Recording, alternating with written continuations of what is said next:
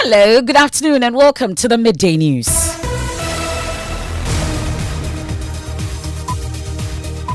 We're live on Joy 99.7 FM here in Accra and Kumasi on Love 99.5 FM. Affiliates across Ghana's 16 regions. We are on Saboba FM in Saboba, ATL FM in Cape Coast, A1 Radio and Dreams FM in Bolgatanga, also on Jubilee Radio in Keta. The Midday News is also live on Facebook. We are on Twitter Spaces and myjoyonline.com. And it's brought to you by Duraplus Ghana Limited, producers of quality PVC and HDPE pipes and water tank. Where Duraplus goes, water flows. This afternoon, be measured in your utterances. NPP General Secretary cautions as vetting committee clears all 10 aspirants. My word of advice to all of them and their supporters is to be measured in their utterances and also to have the party's interest first at heart before any other interest comes in. We have details as the National Council meets next week to decide if the party should allow all 10 to go through the primaries. NPP flag bearer hopeful Dr. Kofi Kunedu-Apreku says government's poor targeting of expenditure is partly to blame for the poor state of the economy. The fragility comes from various reasons. Poorly targeting expenditure and therefore not getting the results. But if we had done everything that is correct, we won't have the situation that we are in. We have more from him as he hits at other aspirants who he says have turned the flag bearer race into who has sacrificed the most for the NPP. Beyond the sacrifices, Ghana today will respect the sacrifices, but we're looking for competence, credibility. We have more of that, and also more than 8 million Ghanaians said to be multi-dimensionally poor as the new UN report shows poverty is deteriorating in Ghana. We have details for you. Also, former Kokobot CEO Dr. Stephen Opuni heads the Supreme Court in a bid to have his criminal trial start afresh as he contends the Court of Appeal's decision is contrary to law. We are live in court in sports. For the first time, Ghana is set to have a scientifically backed approach to football and its development. We have the details in 20 minutes. And the Economic and Organized Crime Office says it has arrested more than 420 persons on suspicion of engaging in cyber crimes. Conducted a swoop at 3 separate locations in Accra, effecting the arrest of more than 400 persons. 400 persons within a space of few hours. And much later, the big question on how to bring a human into the earth. Will it be cesarean section or vaginal delivery? The question every pregnant woman will have to answer. So I chose to do an elective CS because I think I had some fears about doing the natural labor. We have that and more in this afternoon's edition of the Midday News. I am Emefa Apawu, and this is your home of independent, fearless and credible journalism. Please do stay on for details.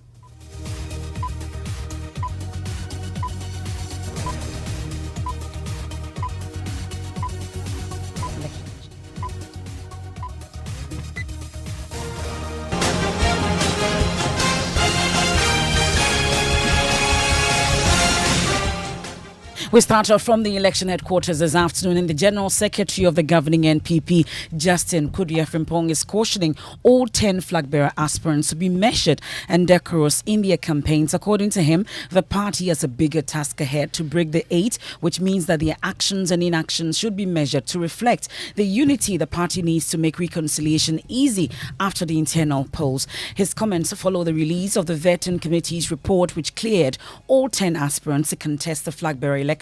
Before we hear from the General Secretary, though, Samuel Imbura of our political desk joins us in studio with details of a statement that has been issued by the party. Let's talk about the details of this particular statement, Samuel.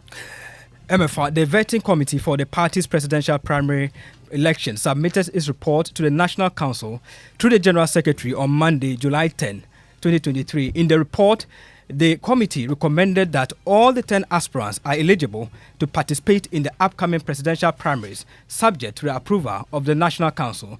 The aspirants are Alan Kojo Chamantin, Kojo Poku, Dr. Mahmoud Baumia, Boachi Chamantin Ejako, Kobina Ejapong, who is the former General Secretary, Kennedy Ohene Ejapong, Dr. Kofi Kunedu-Apreku, Dr. Owusu Akoto-Efriye, Joe Gatti, and Francis Adai Nimo. Well, then what happens now that the election committee has cleared all 10 to go through? Emefa, the fate of these aspirants is still hanging in the balance because the recommendations of the vetting committee is subject to the approval of the National Council of the party, which is scheduled to deliberate on the vetting committee's recommendations on July 20. So if the National Council does not have any objections, the party will have to conduct a super delegates congress to trim the number down to 5 for the main National Congress to elect the flag bearer. Okay, thank you very much, Samuel Imbura, with details from that statement issued by the NPP. We can now hear from the General Secretary, Justin Frimpong-Kodia, cautioning aspirants and their supporters to be measured in their utterances. The process has not ended. We have a bigger task ahead of us in 2024 to become the first political party to have won election on 3 consecutive occasions, which means that their actions and inactions, their utterances should be measured to reflect the unity that we need in the party, to also make the reconciliation after the election very easy for all of us. So my word of advice to all of them and their supporters is to be measured in their utterances and also to have the party's interest first at heart before any other interest comes in. So it is important that we all work together as a party to ensure that everyone statement or everyone campaign is decorum. Well, let me now bring in Professor Kobi Mensah. He's a political marketing expert. He joins us on the line with details. Let's take a look at this whole process so far. Now, it's clear, of course, barring any last-minute hitches or what the National Council decides, it looks like the NPP will have to conduct a super delegate congress to trim the number down to 5 for the main flag bearer elections. What, for you, will be the factors that will play out? Emefa, thanks for that. I think that key for super delegate is that delegates have to assess whether a candidate that they are putting forward is very much what we call competitive, because obviously they are selecting the candidate for a reason, and the reason being that they are selecting a candidate that can win them the election, that can compete favorably against their main opposition party, which is the NDC. So clearly the delegates will be looking forward to that, but also they will be looking forward to a candidate that can actually lead the party in terms of mobilization, organization, in terms of the branding of the party. Now, in Ghana, although we have, party chairman and party general secretaries, the flag bearer candidate, when they select, become the de facto leader of the party. And so their leadership style is that what actually brands the party and, of course, position the party properly. So I think that these are some of the key things that the delegates will be looking forward. I'm sure you've been monitoring the process so far, which we've been talking about, but also campaigning, at least those who have launched their campaign already, and the talk amongst those who've actually served in government before, and the talk and how they are criticizing this same government they serve. You've been hearing from the General Secretary issuing caution also to aspirants and their supporters to be measured in their utterances. Do you foresee more to come, or it will be better? Well, obviously, it is a good idea that the General Secretary will call for calm, but they must brace themselves for a very competitive, heated debate. Obviously, jabs, here and there, because this is a competition for the soul of the party, and so any of these candidates really want to go for the jugular. So I think that the party should also prepare itself in terms of the leadership structure, should prepare itself for a very effective conflict resolution, because certainly you do not expect that in a very heated debate people would not go after each other. They would definitely go after each other.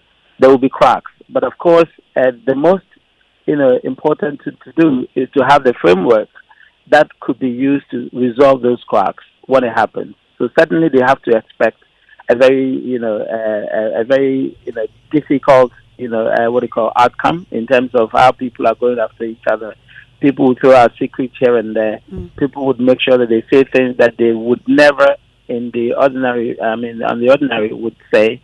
So the party should put up a very good, effective, conflict resolution plan, so that after the event, they could actually resolve it amicably. But were you surprised briefly about all 10 going through? I was surprised because it looks like it was sort of like a wholesale. I mean, we know the aspirants. We know who, is fit. We know those who have actually said things. We know those. So I was actually expecting that, perhaps some kind of, maybe comments will be passed on some of the candidates. Maybe some of them could have been put on good behavior.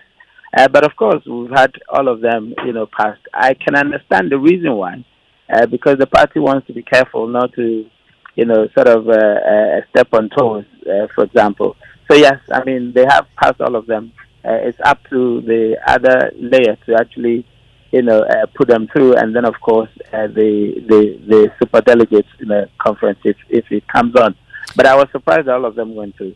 We are grateful. Professor Kobi Mensah there is a political marketing expert there, taking a look at the NPP situation, the vetting process, and the passing of all 10 candidates or aspirants, I should say. But flag bearer for Dr. Kofi Kunedu-Apreku says government poor targeting of expenditure is partly to blame for the poor state of the economy. He says while the coronavirus and Russia-Ukraine conflict can take some of the blame for the current economic meltdown, the government's expenditure hikes and poor targeting of same carry the most blame. The current state of Ghana's economy remains an issue of concern to many, and Dr. Apreku, who until recently served as ECOWAS Commissioner for Macroeconomic Policy and Economic Research, believes things would have been different if the economy was stronger. I think government expenditures went up significantly, and it's a major reason. And there were so many projects that spent well, expenditure went up, but spent well. Well, because if expenditure can go up, if you spend in the right areas, you reap. Well, it's not whether they are spent well. Did they go into the priority sector that will give us the greatest impact? That's my question. Yes. Did they do that? That's the question I'm asking. If you did that, you won't have the problems. So they failed to apply the expenditure. No, I mean, we are diagnosing the problem. If you want to solve it as a president of this country. But if we had done everything that is correct, we won't have the situation that we are in. I mean, and I'm curious, you don't disbelieve the president when he says this particular crisis is largely due to COVID and Ukraine. I never said that. I said the impact may have, you see, when your economy is already fragile, something that may not even impact significantly in another country can devastate you. Well, the NPP flag bearer race has seen some key figures make the point about how much they've sacrificed for the party. Dr. Apreku believes the race goes beyond who has sacrificed the most for the NPP. I left my job in the United States at the peak of my career. I had just been promoted from assistant professor to associate professor. I left it there to come to Ghana. Toil for the party. Because I felt, not the party, that time it wasn't the party, as much as for the country. Okay. I left it there to come.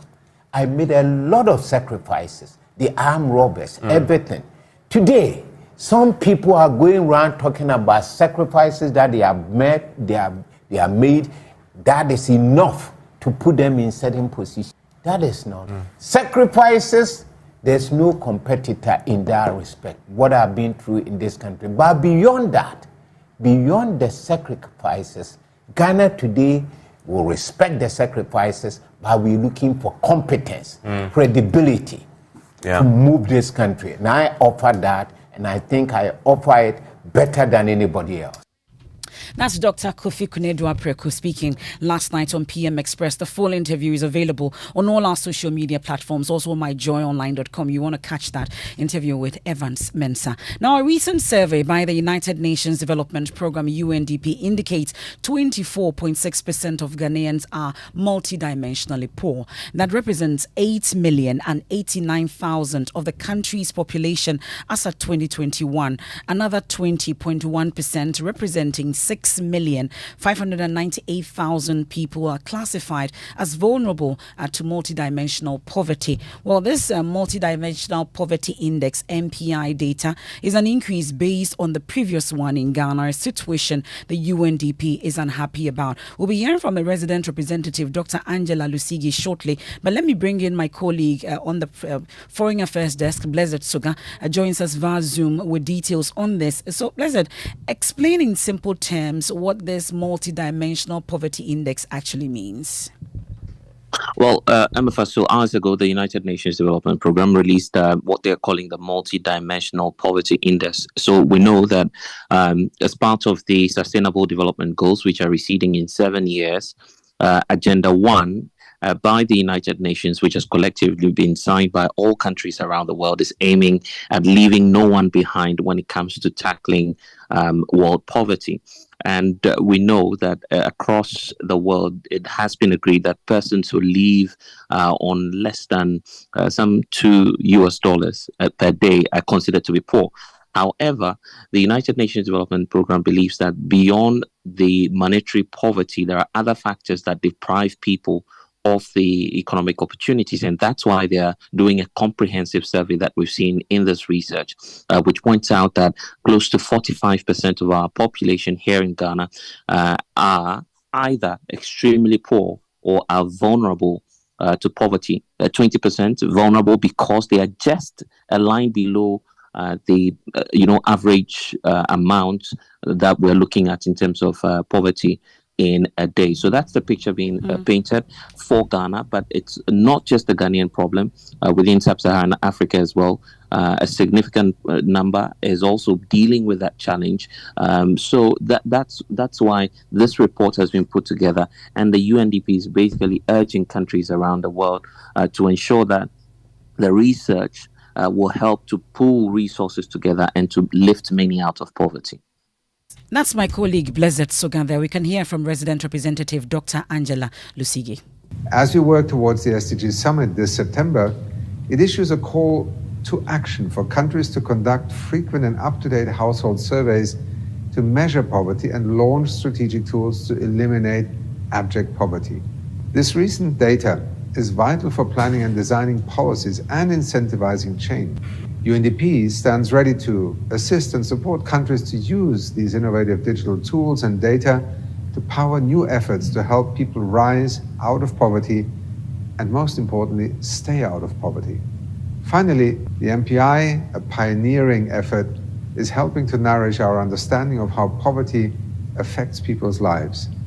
This extreme human cost should be foremost in our minds as countries come together to also nourish the tangible solutions that our global community needs and is capable to putting in place to navigate through this age of uncertainty.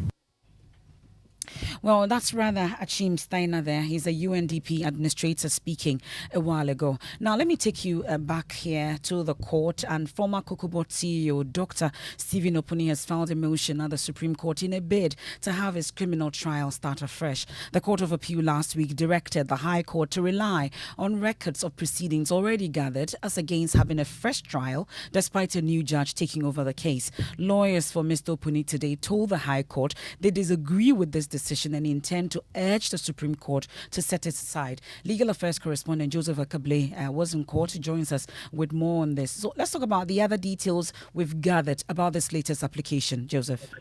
The lawyers intend to make a strong case at the Supreme Court that as far as they are concerned, the Court of Appeal got it wrong in that the High Court judge simply exercised a discretion that in the interest of fairness, the case will start afresh, and that is a position that they intend to have the Supreme Court uphold and set aside the decision of the Court of Appeal.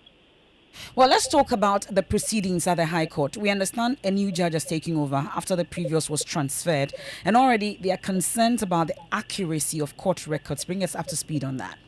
In fact, lawyers for Dr. Puni indicated that before the case can proceed, they need to have a record of the entire proceedings that have been compiled since 2017 to ascertain it and determine whether it's a true reflection of what's transpired before the case can progress. Justice Abuaje Tando, who has taken over, does not disagree with this view and even says that as a new judge himself, it's only fair that he has access to the same records for all of them to come to a conclusion before the trial progresses. So because of that understanding, he has adjourned proceedings to July 25 with a belief that all sides will have access to the documents and raise their concerns. And afterwards, a decision can be taken on when the trial can resume. That's Legal Affairs correspondent Joseph Akable. Let me take you to Parliament, where the minority there are baring their teeth at the Bank of Ghana governor for failing to file the bank's financial statement there. And Parliamentary Affairs correspondent Kwekwa Sante joins us shortly with details from what is happening in Parliament shortly. But 422 individuals, including 3 foreign nationals suspected to be engaging in cyber crimes through the use of loan apps, have been apprehended by the authorities in a collaborative effort between the Bank of Ghana, Cybercrime Authority, and the Economic and Organized Crime Office. The 3 collaborating institutions launched a swap in the early hours of Monday, July 10, as part of a joint cybersecurity committee operations. Making this revelation at a joint press conference this morning, the executive director of IOCO said the operation would be sustained to make the country's cyberspace safe. On Monday, July 10th, 2023, at 9:30 in the morning, a team comprising personnel from the Economic and Organized Crime Office, led by Mami Yati West team, the Cybersecurity Authority, led by the Law Enforcement Liaison Unit of the Authority, and Bank of Ghana, together with the Ghana Police Service, conducted a swoop at 3 separate locations in Accra, effecting the arrest of more than 400 persons. 400 persons within a space of few hours. Items retrieved during the exercise include phones, laptops, internet routers, and other valuable information of evidential value. Well, let me bring in my colleague, Carlos Caloni. He's been covering this joint press conference for us. Let's talk about where in this country this operation was carried out, Carlos. All right, so the specific places where the operation was carried out were not mentioned, but we're told that it was within Accra. So that is it. For security reasons, the specific places were not revealed to us. But who are these suspects? Are we able to tell? Say again? I'm talking about the suspects in all this. Yeah, so we've been told that in all, about 422 suspects have been arrested, out of which 419 are actually Ghanaians. There are 3 expatriates. One is from Pakistan, the other is from China, and the other is also from India. All put together is 422 who have been arrested for cyber crimes, who will be prepared to face court soon. That's my colleague Carlos Caloni here on the Midday News, live on Joy 99.7 FM here in Accra, and Kumasi on Love 99.5 FM. The Midday News is sponsored by Duraplus Ghana Limited, producers of quality PVC pipes, HDPE pipes, and water tank. Where Duraplus goes, water flows. We'll return from the break with sports and the big decision on how to bring a human onto the earth. The question every pregnant woman will have to answer. So I chose to do an elective CS because I think I had some fears about doing the natural labor.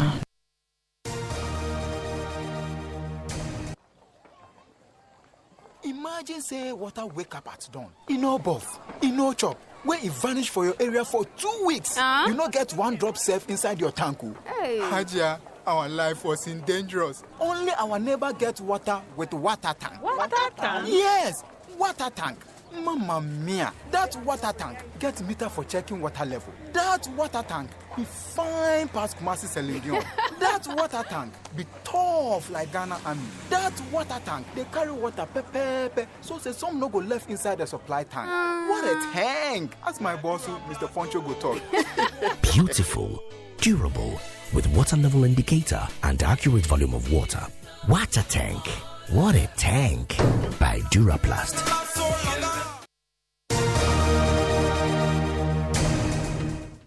Thanks for staying with us. Time for sports. Mubarak. Thank you very much, Emefa. So the Ghana Football Association has announced their national football philosophy, which depicts Ghana's football DNA.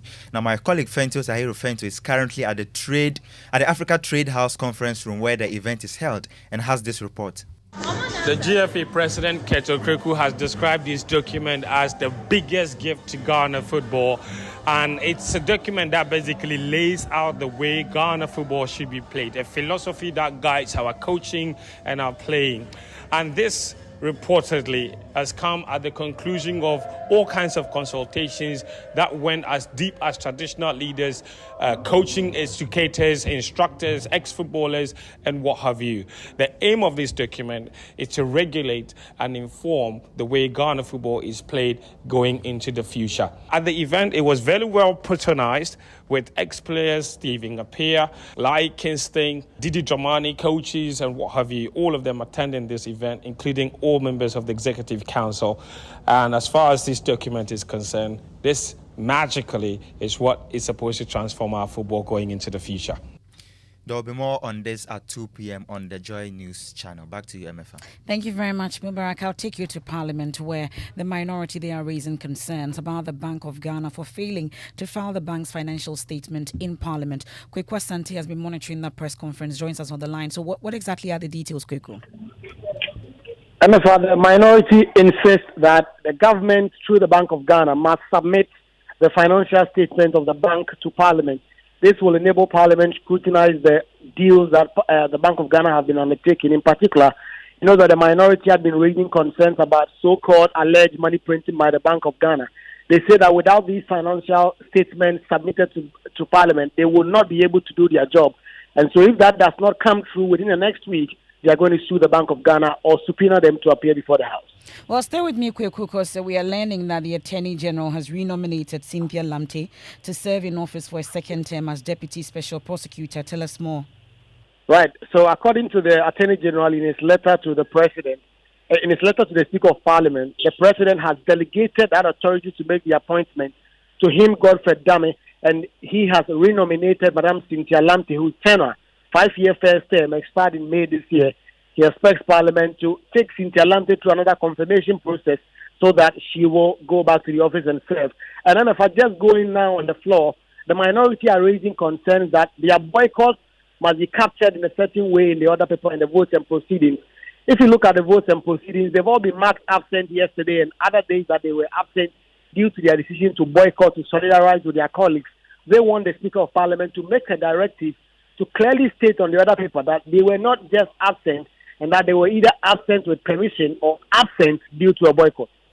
That's Parliamentary Affairs correspondent Kwekwa Sante with happenings in Parliament. Now, the decision to deliver a baby through cesarean section or opt for a vaginal delivery is a significant choice for expectant mothers. While vaginal delivery is the natural and most common method of childbirth, an increasing number of women are opting for cesarean section, what we call CS. My colleague Karen Obing explores some of the reasons why some individuals choose CS over vaginal delivery.